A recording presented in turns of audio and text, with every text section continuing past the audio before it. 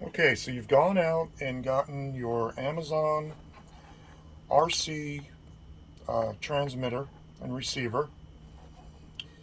This transmitter has actually been painted black because I have a lot. I've bought a few of these, and it's a lot easier to keep track of which one is programmed to certain locos. So that's actually been painted black. So on these units down here, this blue block is going to be for your power coming in, power coming out to the motor. This comes in from the battery. Now I use RC car batteries because they're a lot easier for me to recharge.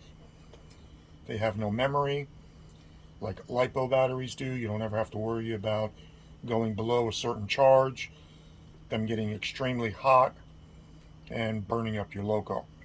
So this is just a 9.6 volt 2000 milliamp battery. Here I've got a chassis set up. It's going to be one of the locos that I'm converting to battery power. I've got my two leads coming out of the motor block here. So since these use the Tamiya large battery connectors, I purchased a few of the male ends to use with these receiver boards. The wiring has already been trimmed down to fit into these receiver boards. Now let me open these connectors up all the way. And they're clearly marked positive and negative. This comes in from the battery, and MOT negative, MOT positive to the motor. So I'm going to start with the positive first. I'm going to tuck that in there. Use my small Phillips head screwdriver. Go to clamp that, turn that screw down. Get it to clamp down on that wire, tug on it, make sure it's not going to come loose. I'm going to do the same thing for the negative. Tighten that one down onto that wire connector, and basically we're good to go to connect my battery.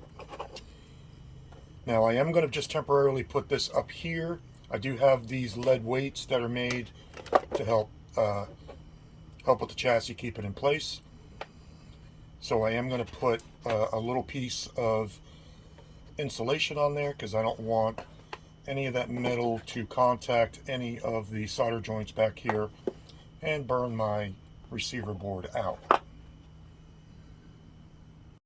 Okay, so now we have the receiver board already wired up, ready for a battery. Now we're going to wire this directly up into the motor. And again, these two terminals here are for the motor. This is your negative, so basically they're going to be right next to each other, which is pretty simple. Negative and positive here. These are my two leads that I have coming directly out of my motor block. Now before I do all this, again, I'm going to insulate that to make sure that none of this touches that when this battery is connected. So unfortunately I'm going to get my hands in the way. Let's see what we can do here. I'm going to tuck that in there.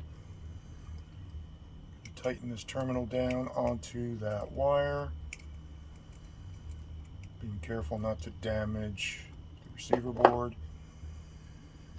I'm going to do the positive now.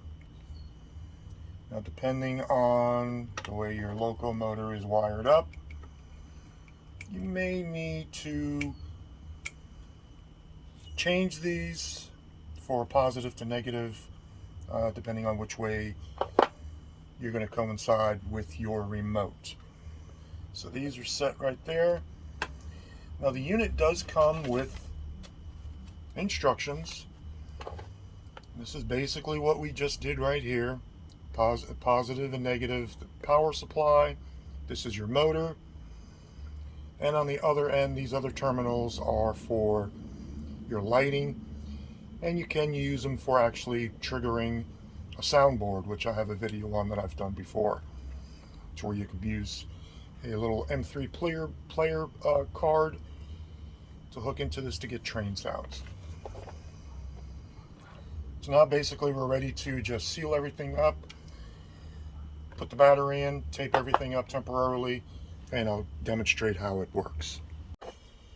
Here is my latching button for when I go to program this transmitter to this board. It's also important to note that on the switches here, that you have the 1 and 2 in the off position.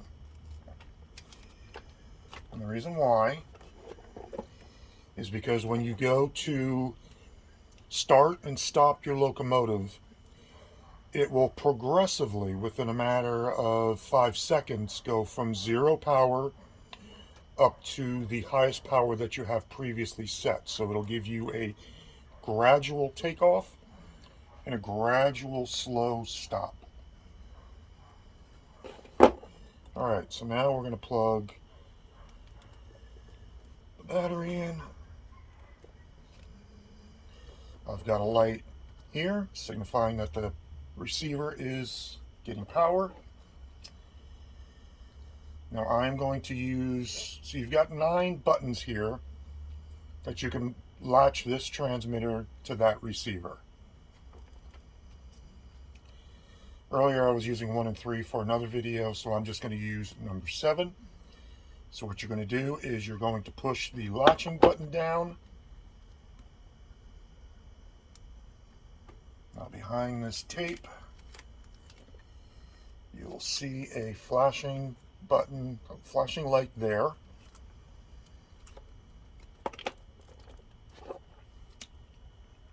Turn this on. I'm going to hold down number 7. This is the latching signifying light. And sometimes it takes 2 tries on the first one. Okay, there we go. Now it's ready because actually I've got a solid red light there instead of flashing. That's what I should have had in the first place. And now it is actually latched to this receiver. So this is the first time this board is being hooked up, so I don't know what the top speed is on that. And there we go.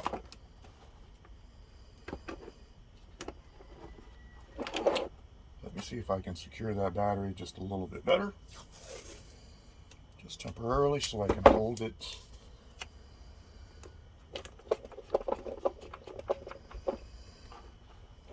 So that you can see.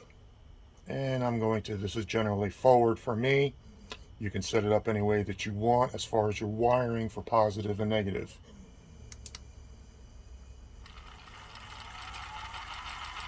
So this may actually be backwards. And then I increase my speed. Now there is some oil in the motor. So I'm going to let it, it will actually clean up and burn out a little bit. Because this motor has just been serviced, so there might be just a little bit of excess of oil in there. Now we're going to go in the opposite direction.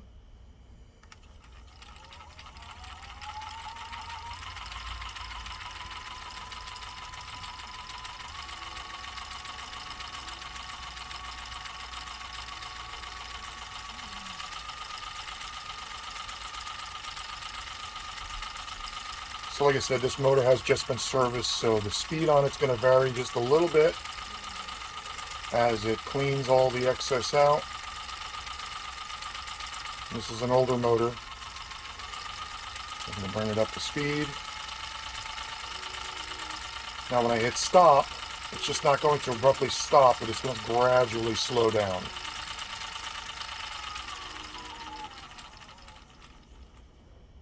So the speed that I had it, the top speed that I had it set at when I hit start again, whether it's forward or reverse, it's going to start slow and it's going to go back up to that top speed.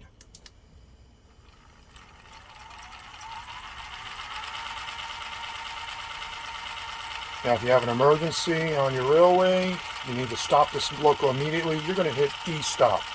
And that's just going to immediately cut everything off. And then when you go to start back up, it's going to give you a gradual start and stop. So it's about 5 seconds to go from 0 to your maximum speed that you've set. So what I like to do is, before I stop it, I like to bring it down to a slow speed and then hit stop, and it gives me a nice gradual stop.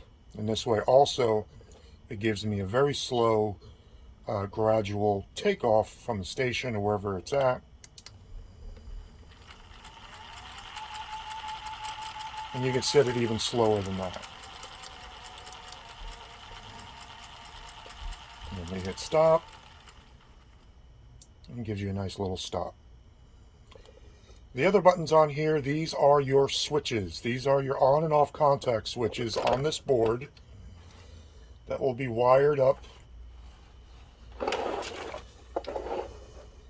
I use them for my lights, and I've got a soundboard that goes to this also.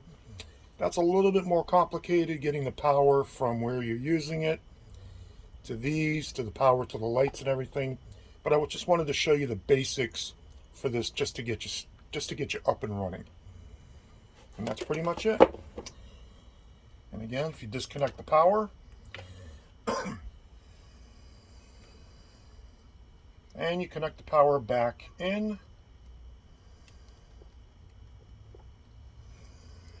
the one red light is not on because right now it's not latched. So if I hit forward or anything like that, it's not going to go until I go back to the button that I had it latched to.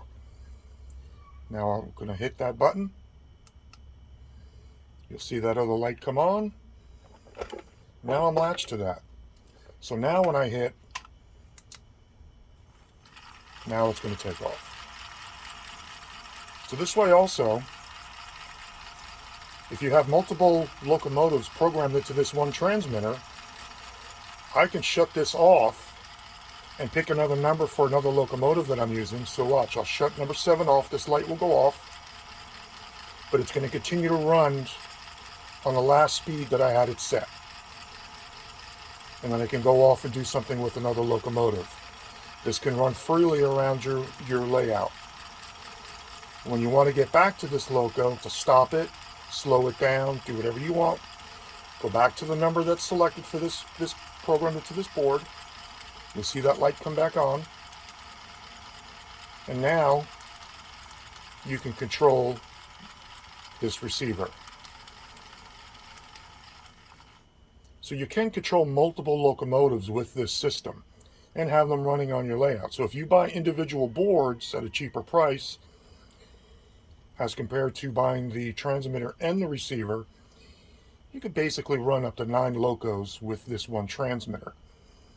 I don't know if I'd suggest that or not, because it may get a little complicated. Even running 2 on my small layout here sometimes gets to be a little complicated. But now if I unplug this,